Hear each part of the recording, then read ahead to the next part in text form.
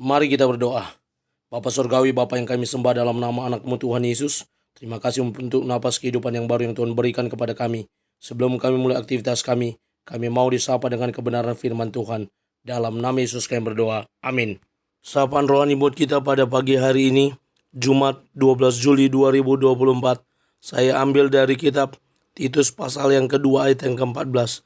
Demikian kesaksian firman Tuhan yang telah menyerahkan dirinya bagi kita untuk membebaskan kita dari segala kejahatan dan untuk menguduskan bagi dirinya suatu umat kepunyaannya sendiri yang rajin berbuat baik.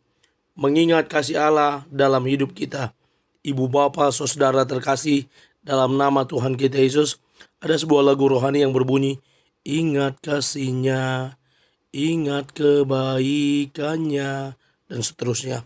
Bagaimana kita diarahkan untuk mengingat kasih Tuhan. Sebagaimana Regina Clarinda berkata, kasih Allah adalah kasih yang paling kuat yang pernah ada. Itu adalah ikatan yang menarik kita kepada Tuhan dan memotivasi kita untuk melayani Dia dengan sukses. Kata-kata ini sudah sering saya kutip dan saya sampaikan dalam khotbah-khotbah saya, baik secara langsung di gereja maupun di khotbah YouTube dan TikTok. Dan bagaimana kasih Allah ini yang begitu kuat, yang luar biasa, yang terus menarik kita sehingga kita termotivasi untuk melayani Tuhan. C.S. Lewis berkata, meski perasaan kita datang dan pergi, kasih Tuhan bagi kita tidak. Luar biasa kuatnya kasih Tuhan. Kita sudah pergi kemana-mana, kasih kita itu sudah melayang-layang kemana-mana, tapi kasih Tuhan tetap kuat. Dia tetap menanti kita untuk datang kembali kepadanya. Tidak ada seorang pun yang tidak penting dalam tujuan Allah. Lester Beck.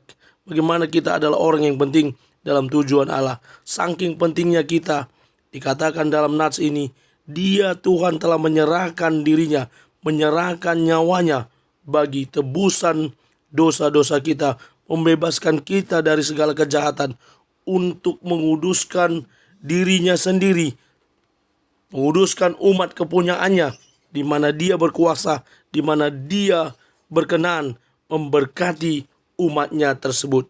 Dan inilah yang perlu kita ingat, perbuatan Tuhan yang luar biasa atas hidup kita, di dalam dan melalui hidup kita.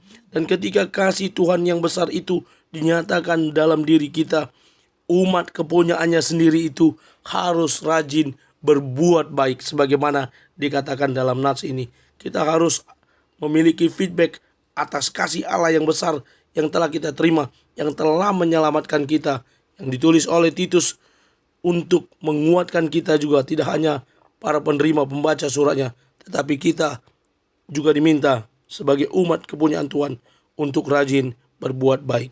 Ibu bapak saudara terkasih, mari kita mulai hari ini dengan mengingat kasih Allah yang besar dalam hidup kita, merenungkannya, dan kemudian menjadi suatu motivasi bagi kita.